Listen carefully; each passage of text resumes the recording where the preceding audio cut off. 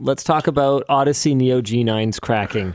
There's been an emerging pattern of Odessey Neo G9 owners reporting their 49-inch 5K ultrawide monitors spontaneously cracking down the middle between a day and 11 months after purchase.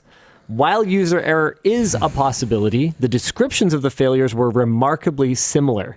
Several independent sources claim they were playing a game, not touching the screen, only to hear a loud pop and for a large crack to appear in the center of the screen, accompanied by a large black vertical band. Other users claimed to have turned off the monitor and left, only to return after hearing a loud pop in the other room and returning to find their monitor broken.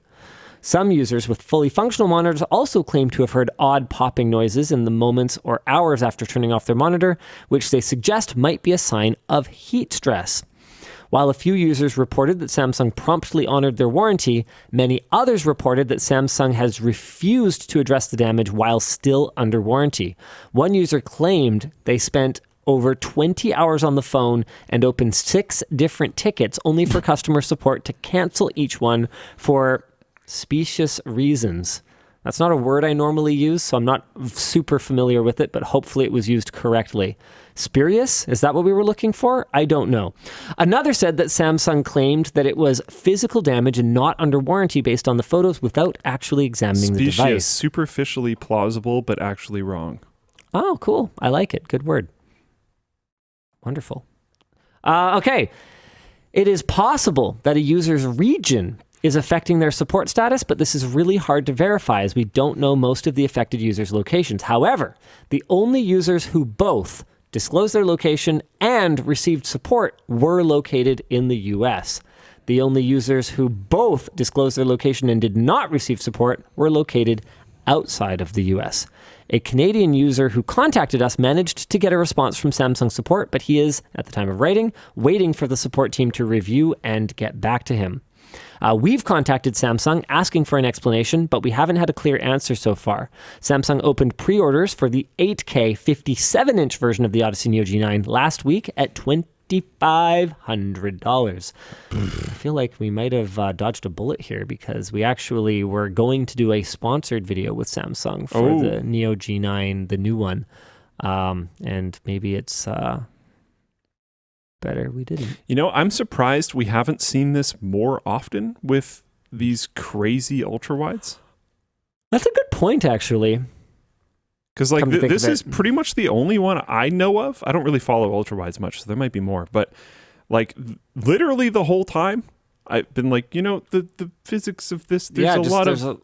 Well, part of it is that the panel technology is not, okay, it's not just, I've reached for my phone, I don't have a fold.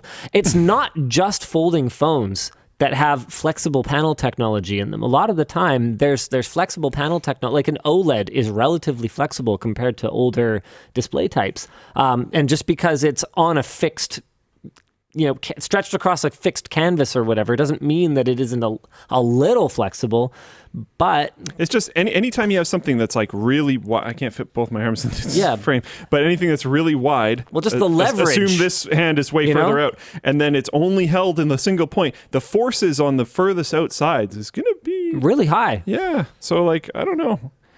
Yeah, I'm a little surprised. For me, the bigger issue is one that I've encountered a lot, the difference in support from region to region. I have never been able to wrap my head around a company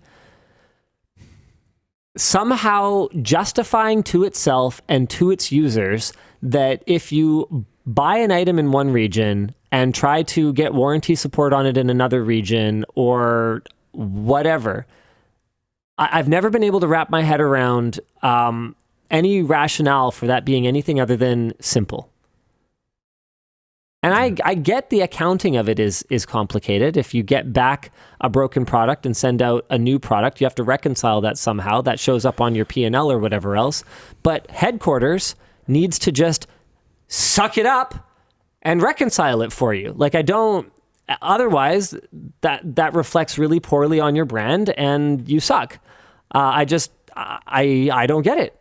And it's something that we've seen time and time and time again. I don't care. It's not my problem that you guys don't have a service center here. I will happily ship it to wherever your service center is, but you do need to honor the warranty. Does it have your name on it or not? Okay, then you need to fix it. And I mean, obviously, I'm not talking about counterfeit products here. I'm talking about ones that are not counterfeitable. Like I've talked about this before, and I want to give kudos to Valve for the way that they've handled the couple of issues that I've had with my Index. But my initial conversations with them were very frustrating because I wasn't in a region that was yet authorized to buy the Index. And so I had a hard time explaining how I got one, and I had a hard time getting warranty service for it. I remember that, yeah. And from my point of view, you don't need proof of purchase because this product hasn't even been out long enough for it to have run out of warranty. So none of this is relevant. Just take the fucking shipment and send me a fucking new one. Like it's not complicated at that point. But in their system, it is. And so it's a systemic problem. It's not because the customer service agent hates you and doesn't want to help you. It's because they just haven't put the work into eliminating these roadblocks for customers. Yeah. It's frustrating. Yeah. It's frustrating.